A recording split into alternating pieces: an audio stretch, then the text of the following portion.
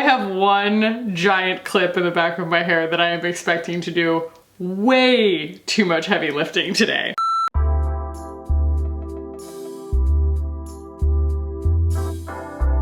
What is up, guys?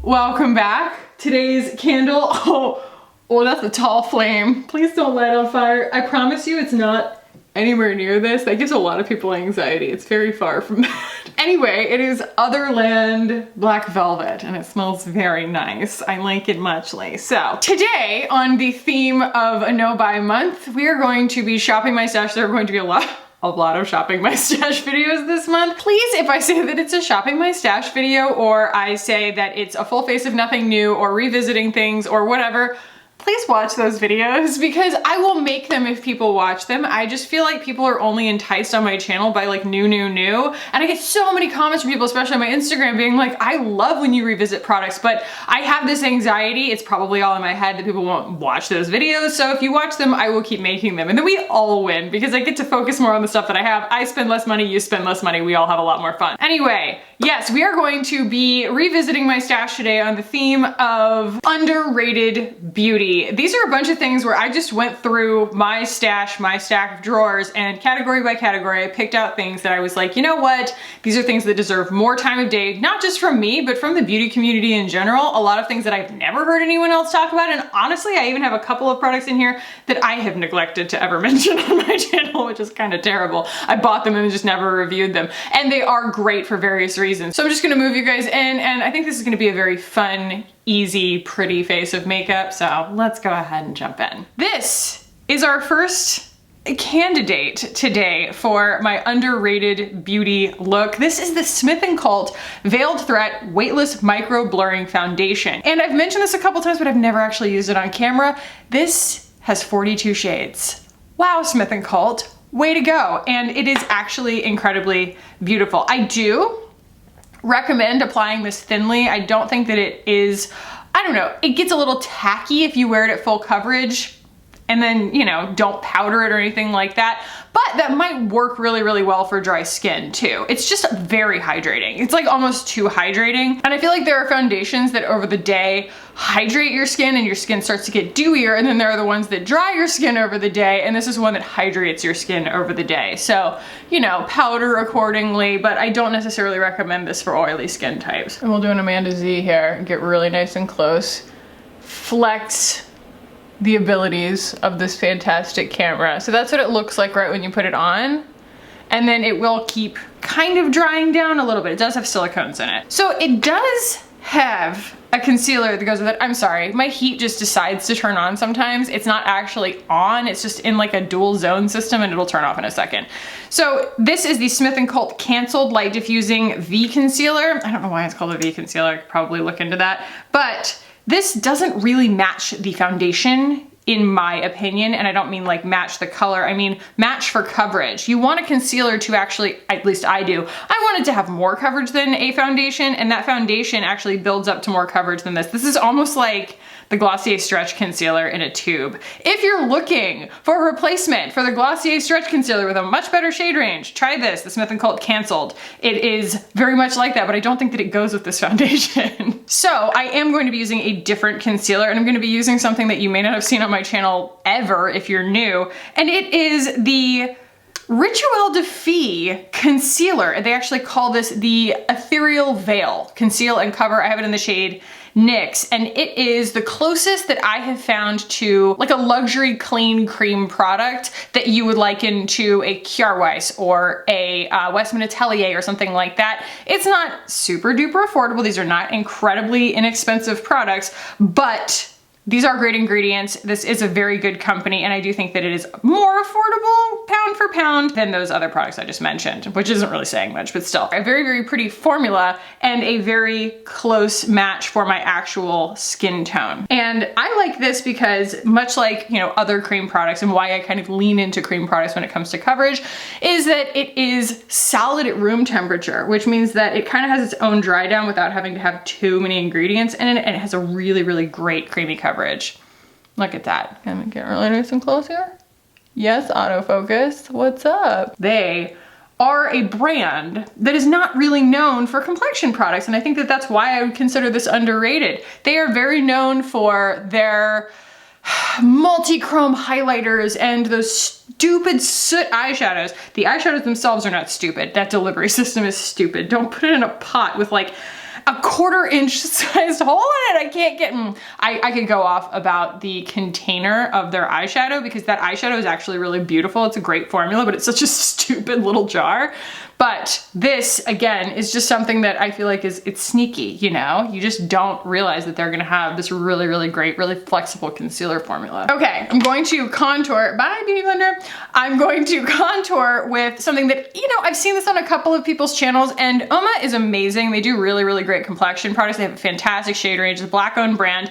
But something that I don't get enough use out of, and something that I have been wanting to use more on my channel, but I always have Salt New York just sitting right in front of me, is the Oma Double Take Sculpt and Strobe Duo Stick. This is in the shade combination White Pearl. And I think that the reason that I didn't want to reach for this initially was that I felt like that highlighter was going to be too deep for me, or just too pigmented. You know what I mean? It's just pink instead of being champagne or something, but actually once it goes on, because I mean, look at that. That looks like it's going to be too dark on my skin, but it's not. The main thing though is this contour. It is beautiful. It's a very, very pretty color, and it is a very, very pretty formula. So I am going to use a Beauty Blender with that. I'm not going to go like, it's hard for me to blend that when I do that, but it's much more pigmented and much faster than the Salt New York. It's not for everybody, you know? And that's why I don't draw it directly on my face either. It's because it's kind of a hard thing to undo, but it's super pigmented, which means a little goes a long way. It's a very good investment. Actually, all the stuff that I have put on my face so far, no, not Ritual Defeat. The other two have all been from Ulta. And I think that that's just a personal problem. I don't shop at Ulta very often. And when I do, I always surprise myself. I'm always like, wow, I didn't realize that they carried this brand, or I didn't realize this brand had this big of a selection, or whatever. And needless to say, I haven't been in an Ulta in a very long time because of COVID. But that is something that I feel like I always forget about. I always kind of just lean on Sephora. Yes, yeah, see? Ooh, gosh, that's effective. And now I've got this really nice, I don't know, like a contrast situation going on, like almost like a full beat vibe, but it was so easy and it's all cream. But yeah, I believe that this stick also comes in a bunch of shades, and I think that that is just an absolutely lovely and underappreciated contour formula. So I went into my stash just now and I pulled out something that I used to use all the time, and I don't see this on anybody else's channel, but I've heard a lot of you guys do use this as a setting powder, and it is the Well People Bio Brightener, bio-based baked brightener in Universal Glow. There are multiple shades in this, but it is just like a pearlescent, translucent kind of, and I'm just going to set my under eyes with it. When I used to do all powder looks with my, do you guys remember when I used to do my 5-product cheek? It was like a shimmer bronzer and a matte bronzer, a shimmer blush and a matte blush, and that was like my order, and then I would blend it with a certain blush, and then I would blend it with this at the end to clean everything up. Yeah, times have changed in terms of my makeup style, but this definitely still serves a purpose in my routine. You can get this at Target. I'm not gonna say that it's inexpensive. It's $21, which is quite a lot for Target, but it is in like that clean beauty section at Target, which I feel like is always a little bit overpriced. I'm sorry my framing keeps changing. I'm like getting obsessed with whether the shelf behind me is straight. I don't know. Either way, look at that. That's a really nice complexion look. I'll go ahead and get close here. I love the way that that powder sets things down. I like forgot about that. I need to A, shop my stash more, but B, I need to integrate that into more looks because I do tend to powder selectively instead of powdering my whole face, and that is just such a good powder selectively powder, you know? So I'm still trying to figure out what kind of blush situation I want to go for. And so I think I'm gonna do my eyes first. And honestly, this was the product that made me want to do an underrated shop my stash video to begin with, because this is one of my favorite products that I tried last year, and I feel like I just glazed right over it. And not because it's forgettable, but because it was sold out everywhere. Like all of last year, you could not get this palette. This is the Ilia Cool Nude, the Necessary eyeshadow palette, and you could sleep on this. You could look at that and be like, yep, another Clean Beauty eyeshadow palette, because honestly, my experience with Clean Beauty eyeshadow palettes in 2019 was that they were all terrible, okay? Anytime somebody tried to put out a Clean Beauty eyeshadow formula, it was always dusty and low pigment, and it was one of those things where I felt like we were being sold on the charms of the ingredients list, and the performance just wasn't there. And then I found Aether Beauty and I never looked back. But this is different. This is on par with Aether Beauty in terms of the performance of the formula. It's absolutely gorgeous, it's concise, and it's back in stock. I searched before I did this video and it is in stock at the moment of filming on Beautylish, and so I will list that link down below if you have been on the hunt for this. I know there are a lot of people who lamented the last time that I used this in a video. They're like, thanks a lot, Kathy, I can't get that palette, and it's so beautiful. It is at least right now in stock on Beautylish, and the warm one is also incredibly beautiful, and it is also in stock. I just don't own that one. So something I wanted to use in this video that I feel like is underrated is the Thrive Cosmetics Eye Lift 360 Waterproof Primer. If you like a sticky kind of silicone-y formula, this is super, super tacky. It will hold a lot of things down. And the cool thing about this, I love Thrive that they always do this. They test all of their makeup in a lot of different ways. So it's not like just an eye primer. They're like, if you put this on a zit and then you put concealer on top of it, it's gonna make your concealer waterproof on top of your zit. Like, hello. So jumping right in here, I'm gonna go ahead and set all of that down with my big fluffy guy here from Wayne Goss. And I'm gonna go in with the kind of creamy matte shade right there. I'm gonna smooth out all my stuff first here. So I am going to do a tools video. Don't worry. I know that everyone has been asking me to do that, and I was getting my head around some of the newer tools that some brands had sent me recently before I made that video, but I feel like I've got my head on straight, and these are another thing that sells out all the time, these Wayne Goss brushes. Okay, next I'm going in with this beautiful lavender color. This is the first lavender that I really fell in love with that made me realize, wait a second, I can wear lavender. That's actually not true. I think it was Echo from Glossier, the Sky Wash, the eyeshadows, the liquid eyeshadows. That was the first one that I tried, but this one is actually like a true lavender, and it makes the most perfect crease shade for me. It's that cool toned matte, and this formula is just absolutely gorgeous. It's super agreeable. I do want to thank the person who commented in my first ever Project Pan video when I mentioned that I wanted to use the Becca highlighter on my eyes. They were like, I wouldn't recommend that. I don't know how sensitive your eyes are, but that doesn't really agree with right next to your eye. And God, you know, it's always nice to be able to borrow you guys' experience because, you know, I'm only one human, and I was like, I don't understand why that would be an issue. You know what I mean? Wow, guys, I used it all around my eyes earlier today before I washed my makeup off to film this video. Oh my God, my eyes were so angry at me. And I don't know whether it was that or whether I might have accidentally mixed up my mascara tubes, and I might be using one that's like 4 months old. So we'll use a different mascara today. Oh God, this freaking lavender and this freaking formula, so utterly gorgeous. So more things are disappearing from my beauty room.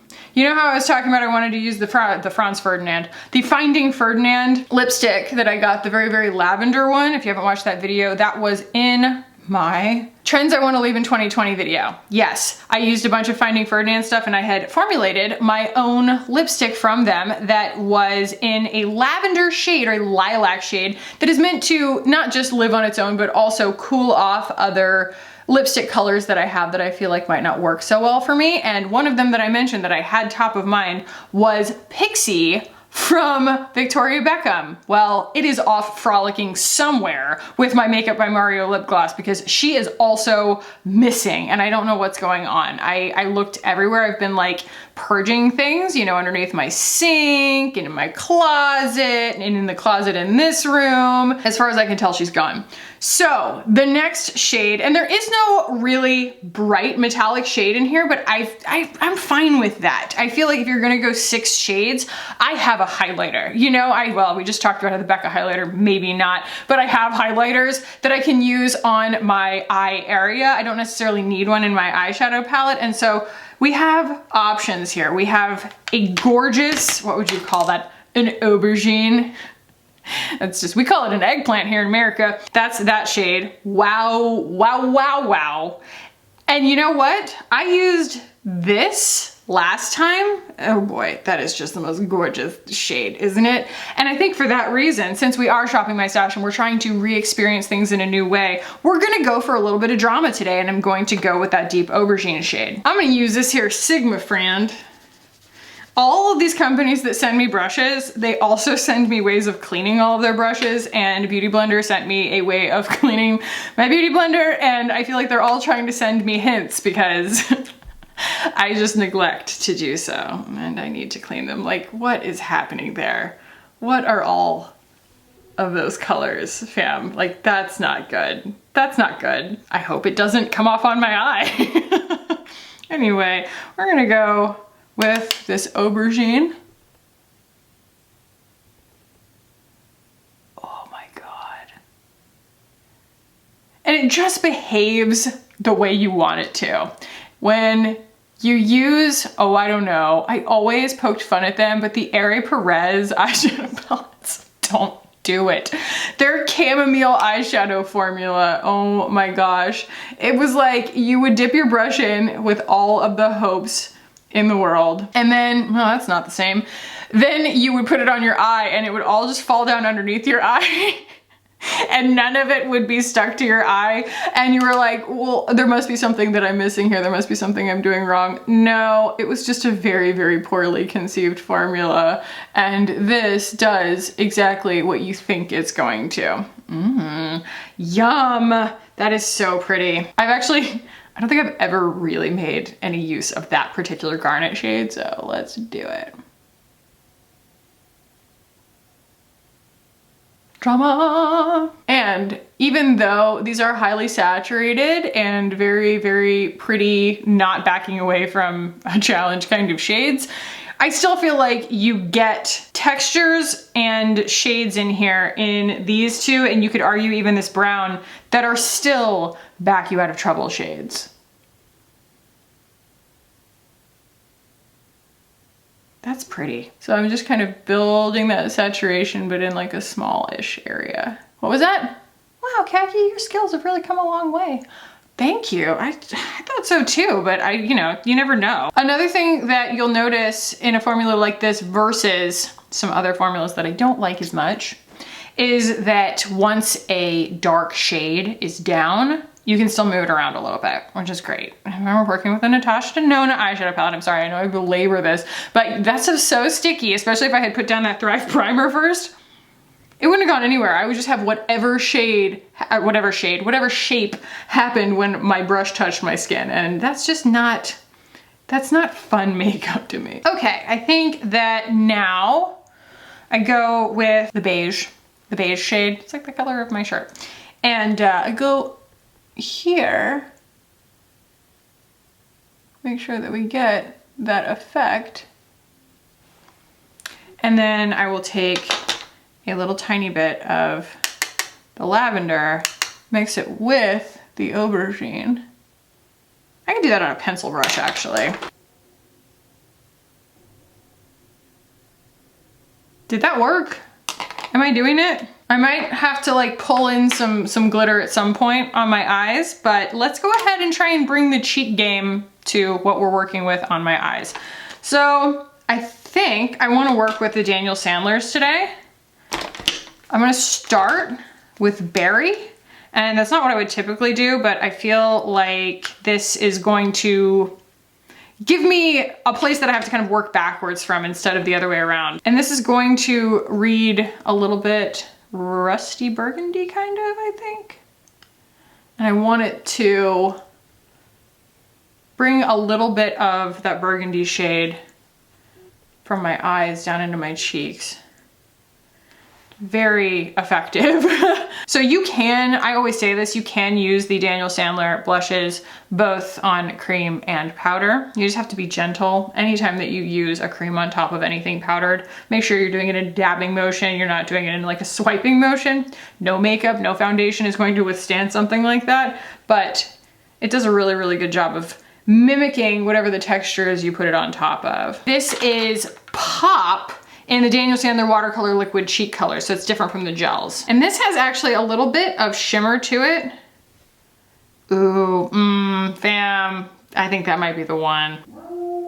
Woo! There has been a piece of glitter I have been chasing around my face this entire time, and I keep picking it off and it keeps coming back. Wow, Pop.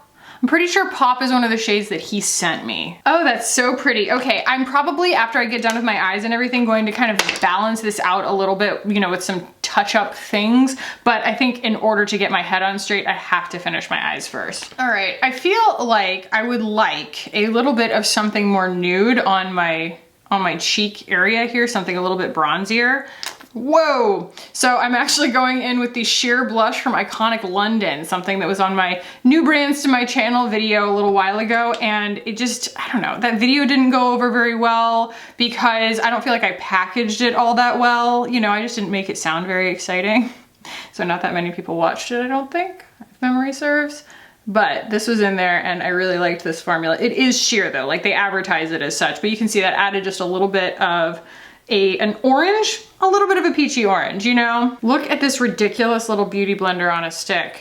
An Eco tool sent me, I have no idea how to use this. Like you think it's gonna be really effective and then when you use it, it's like, I don't know, fam. Okay.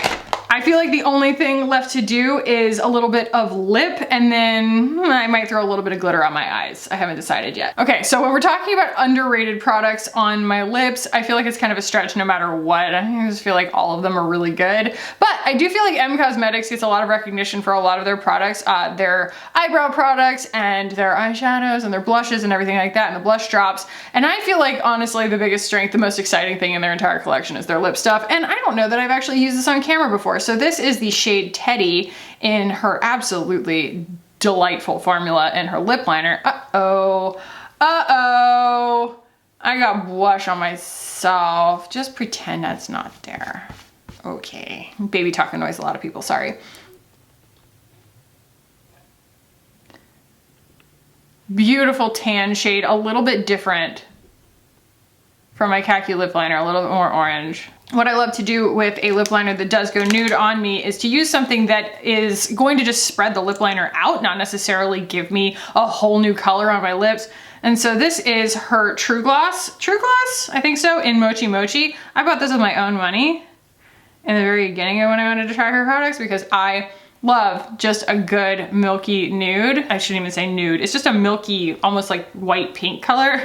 And it reminds me a little bit of White Russian, we talked about in the last video, from Buxom, but it's a lot lighter weight and it smells like vanilla cake. And see, it just kind of turns that lip liner into a pretty bouncy lip color situation. Yeah, and I know that there are probably people in the comments being like, just leave it. I think it looks fine, you know, kind of thing, but I think I'm just gonna go find a glittery situation here. I have plenty of glitters in my collection, but I wanted something that's sheer.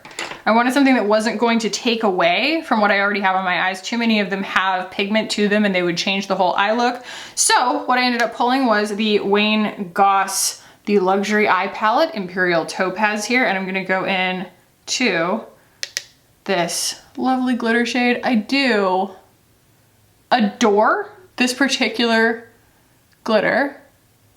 And I feel like, I don't know, maybe I should just do a whole revisiting Wayne Goss video where I just do a full face because I have so many thoughts on all of his products, having gotten myself acquainted with them, because they all have some kind of like catch-22 to them where I'm just like, this would be so good if. And I've heard some very intelligent commentary in my comments about his products, about, you know, why the shortcomings are the way that they are and why they love the certain things that they do or why they were disappointed by the things they were disappointed with, because I do feel like so much of his stuff is so remarkable and then some of it just misses the mark in the most unfortunate ways. That is so pretty.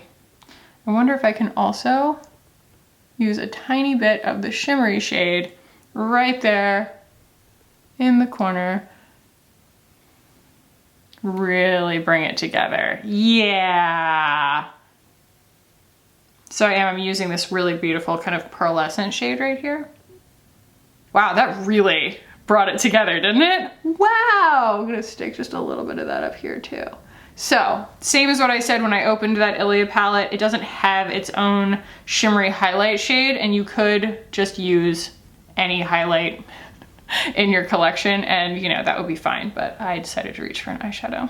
Okay, that is the vibe, guys. I did add a little bit more of my Kosas concealer underneath my eyes just because I feel like that was the one thing in my stash that didn't really want to go with this whole look, and I think it was more of a color thing than a formula thing. It just wasn't quite brightening enough. It couldn't stand up against all of the other stuff that I had going on. So let's talk final thoughts on these underrated products, shall we? So the Smith & Cult, this is just, it's so pretty, isn't it? And it agreed so well with all the different things that I put it through today. There were a lot of touch and go moments where a foundation, the wrong foundation, could have failed me, but this one was absolutely gorgeous and I need to be using this more. So it's shade 130 neutral, and I think that it did wonders today. I will say, like I said, the NYX, the Ethereal Veil from Ritual Defy, they're not my favorite brand in the whole wide world just because I feel like their formulas are so simple that a lot of times they end up being a little heavy and greasy feeling on the face. I don't really necessarily think that that's the case here, but if I wanted to continue building it in order to like add brightening to my face, I end up getting a little more product on my face than I would want to, just because it is a little bit heavy and probably because it's not really meant to be used the way that I'm using it right now. You know, if you were using it on like a clean beauty face, quote unquote, you know, almost nothing, like just like a skin tint on the face and you just use this selectively to cover and to camouflage, that's probably more what it's meant for, not for a full beat like this. So that is my fault, not theirs. This Well People Bio Brightener, I still love this, and it was like shoved to the back of my setting powders and I'm very sad about that. I'm going to keep this out because it needs to be in more videos. It's so awesome. Honestly, this was like a baked dome, and now you can see it is flat. Because I did give it so much love, but maybe this will go in like, you know, a future project pan or something. As for my blushes, I feel like my instincts kind of failed me a little bit. I think I went in trying to match it to my eyes a little bit too much, and I ended up with too much on my face and had to back my way out of it. But the berry shade in the Daniel Sandler is just so utterly beautiful. It is an exact dupe, in my opinion, for the Storm Cloud paint. If you don't want to buy Glossier, it is so beautiful. It's like a more mature version of it, a classier version of it. And I do like the Iconic London formula. This is a very, very sheer formula. It is, you know, not necessarily what I would always reach for on a day-to-day basis, but it's great for kind of bailing me out of trouble. And this, man, I just always forget how ultra pigmented these are. So the Daniel Sandler watercolor liquid cheek color, like his original liquid cheek color, that is like the pink that you're seeing right now. And it is just so agreeable, but it is something where like a little really goes a long way. Like I will never make it through this little bottle, you know?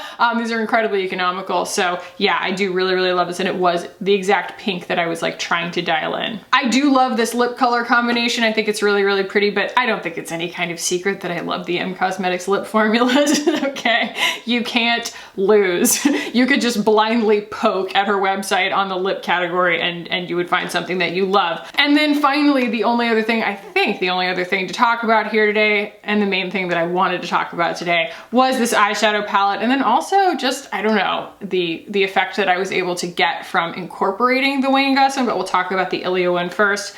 Absolutely gorgeous formula, very concise palette, 6 shades, but very generous amounts in each of the pans. So well thought out. This is a cool palette for a cool palette lover. Someone knew that there was intelligence to this shade. None of this is an accident. It's just really, really well done. And Ilia is one of the brands, I say this all the time, and it's why I've done two completely different products Ilia hits and misses videos, is because Ilia was, oh my gosh, the brand I discovered in my clean beauty journey that had the most absolute knock it out of the park home runs and the most duds. I was always just shocked at how many phenomenal products they had and how many dud products they had too. And I was just like, this is crazy. So I made two different videos to kind of help navigate their products. And I feel like when I learned how to use some of their products better, they ended up working for me better. But I also feel like they have gotten more well-informed with their formulas over time. And so the things that have come up more recently tend to be a little bit better, like their super serum skin tint, I think is incredible.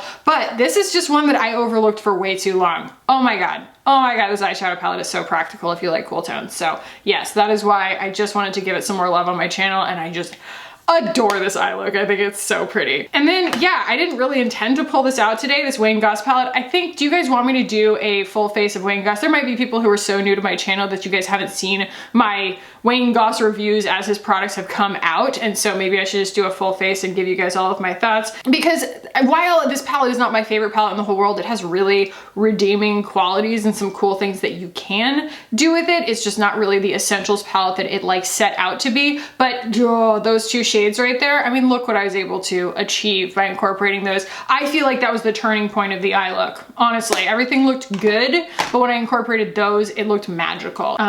Big fan of this whole makeup look today. And I love shopping my stash with you guys. This is so much fun. I have such beautiful makeup. I really, really do. I have such a beautiful, awesome, in my opinion, pretty well curated stash, and I just want to keep playing with it if you guys will let me. So yeah, if you enjoyed this, give it a thumbs up. Let me know in the comments down below other products that you have seen on my channel that you want to see revisited, and maybe even how you'd like to see them revisited. We have done this before. I've asked you guys this before, and all of those answers will be incorporated in future videos as well. But I just like to keep kind of a running tally going. If you're here for the first time and you enjoyed this video, hit subscribe. I would love it if you did. Thank you guys so much for watching and for hanging out with me today. I love you so much, and I'll see you in the next one. Bye guys.